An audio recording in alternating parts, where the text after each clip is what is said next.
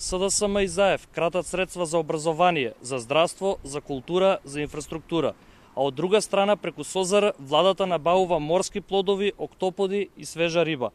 Оваа буржуарска влада на СДСМ без луксус не може да го замисли своето функционирање.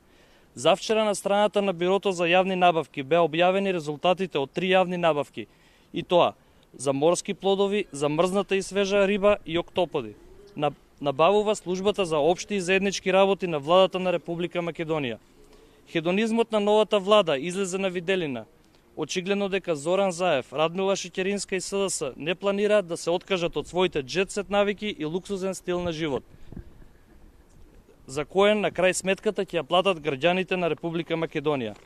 Наместо најавените повисоки плати и просечна плата од 30.000 денари, минимална плата од 16.000 денари, плата за докторите од 100.000 денари и подобар живот за сите граѓани.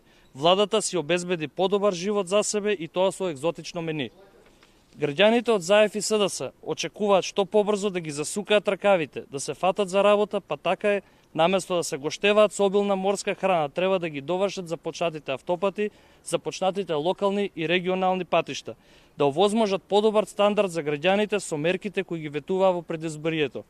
Но за жал гледаме дека повторно стилот на СДС од сето тоа ќе остане само празни ветувања и лаги.